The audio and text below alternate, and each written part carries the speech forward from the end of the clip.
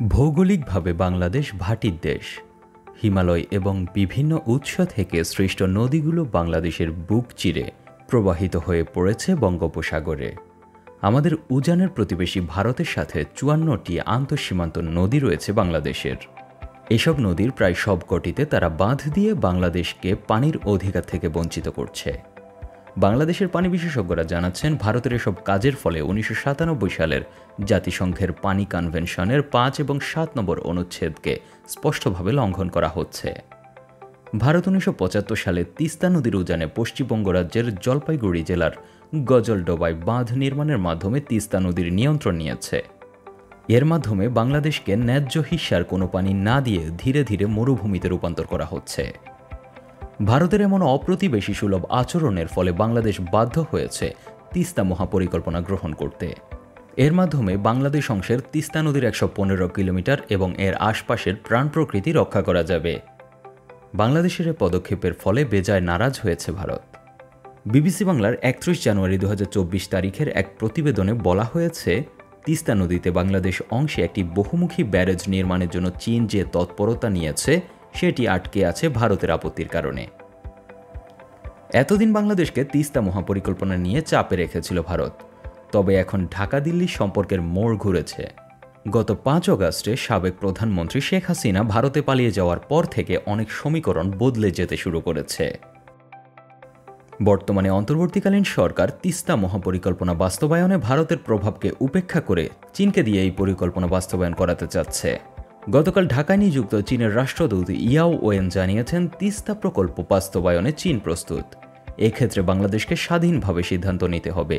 যত দ্রুত সম্ভব সিদ্ধান্তটি নেওয়া যাবে ততই মঙ্গল। বাংলাদেশের এই পদক্ষেপের ফলে তিস্তা নদী নিয়ে ভারতের স্বৈরাচারের অবসান হওয়ার সম্ভাবনা দেখছেন বিশ্লেষকরা।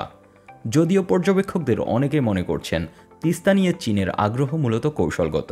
এ প্রকল্পটিকে চীন ভূরাজনৈতিকভাবে অত্যন্ত গুরুত্বপূর্ণ হিসেবে বিবেচনা করে। তিস্তা প্রকল্প নিয়ে চীনের আগ্রহী হয়ে ওঠার বড় কারণ হচ্ছে তাদের বেল্ট অ্যান্ড রোড প্রকল্প। বিআরআই বা বেল্ট অ্যান্ড রোড প্রকল্পের মাধ্যমে চীন এশিয়া, ইউরোপ এবং আফ্রিকা মহাদেশকে একই সুতোয় গাঁথতে চাচ্ছে। চীনের বিআরআই প্রকল্পের আওতাধীন বাংলাদেশ, চীন, ভারত, মায়ানমার অর্থনৈতিক করিডোর।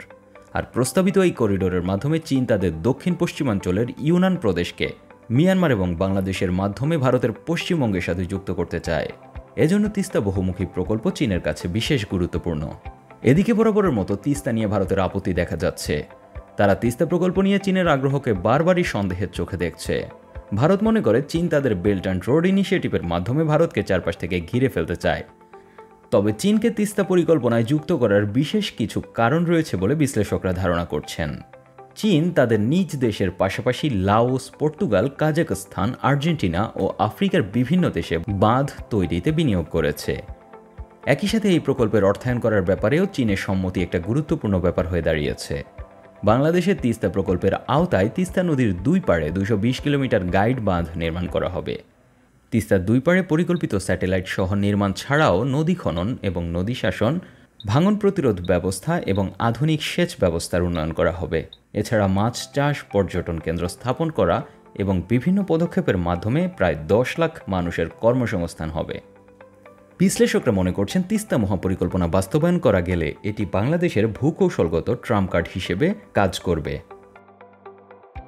Desk report, ২১ television.